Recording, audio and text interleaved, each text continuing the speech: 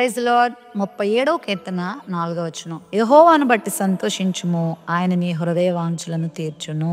చాలా మంది చాలా రకరకాల వాటిని బట్టి సంతోషిస్తూ ఉంటారు. వారి సంతోషము లోక సంబంధమైన వాటి మీద ఉంటుంది. వారికున్న వస్తువుల మీద, వారికున్న వాహనాలను బట్టి, వారికున్న బలమును బట్టి, వాళ్ళకున్న అందచందాలను బట్టి, వాళ్ళకున్న అధికారాన్ని బట్టి, వాళ్ళకున్న అండకండ బలాలను బట్టి వాళ్ళు ఎప్పుడు సంతోషంగా ఉంటూ ఉంటారు, అతిశయిస్తూ ఉంటారు. అయితే మనము దేనిని బట్టి సంతోషించాలంటే, భూమి మీద నీతి న్యాయాలు జరిగిస్తూ ప్రపంచం అందరికీ కృప చూపుతూ మన కొరకు ఈ లోకానికి దిగి వచ్చి తన ప్రాణాన్ని అర్పించి, ఇదిగో మనందరికీ నిత్యరాజ్యాన్ని సిద్ధపరిచి మనకు నివాసాలు ఏర్పాటు చేసి మరలా మనందరి కొరకు తిరిగి రాబోతున్న మన ప్రభువును బట్టి మనం సంతోషించాలి. అందుకే పౌలు గారు కూడా ఎల్లప్పుడూ ప్రభువునందు ఆనందించండి అంటూ మాట్లాడారు. మనం ఎప్పుడు ప్రభువుని బట్టి సంతోషించాలి. ఏమున్నా లేకపోయినా నాకు నా ప్రభువు ఉన్నాడు, నా ప్రభువు నాకు రక్షణ ఇచ్చాడు, నా ప్రభువు నాకు ఈ జీవితం ఇచ్చాడు, నా ప్రభువు నాతో ఉన్నారు, నా కష్టంలో, నష్టంలో, నా శోధనలో, నా బాధలో ఆయన నాతో ఉన్నారు, నాకు ఎదురయ్యే సమస్యల్లో ఆయన నాకు తోడై ఉన్నారు,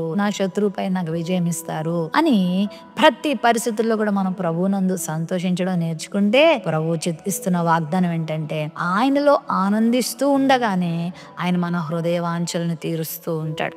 చాలా మంది ఉన్న వాటిని బట్టి సంతోషించక, దేవుని బట్టి సంతోషించక, చణుగుతూ గొణుగుతూ కృతజ్ఞతాహీనులై మరి ఉన్న వాటిని కూడా కోల్పోతూ ఉంటారు. మరి ఆ విధంగా మనం ఉండొద్దు. నీ హృదయంలో ఉన్న కోరిక, నీ హృదయంలో ఉన్న ఆశ, నీ హృదయంలో ఉన్న మంచి మంచి ఆశయాలను దేవుడు ఖచ్చితంగా నెరవేరుస్తారు. ఈ ఉదయకాల సమయంలో నీ హృదయంలో ఏముందో ఆయనకు తెలుసు, నీ ఆశ ఏంటో ఆయనకు తెలుసు. కాబట్టి ఆయనను బట్టి సంతోషించు, ఆయనను బట్టి ఆనందించు. దేవుడు నీ అవసరాలు తీరుస్తాడు, నీ వాంఛలు తీరుస్తాడు, నీ యొక్క మంచి కోరికలు తీరుస్తాడు, నిన్ను ఆనందపరుస్తాడు. ప్రేమ నమ్మకం కలిగిన మా తండ్రి, మా హృదయ వాంఛలు తీర్చేదేవా, మా ఆశను తీర్చేదేవా, మా అభిలాషను తీర్చేదేవా, నీ బిడ్డల జీవితంలో ఉన్న ప్రతి మంచి కోరికను తీర్చి వారి జీవితంలో అద్భుతాలు చేయమని యేసు నామములో ప్రార్థిస్తున్నాం తండ్రి. ఆమేన్.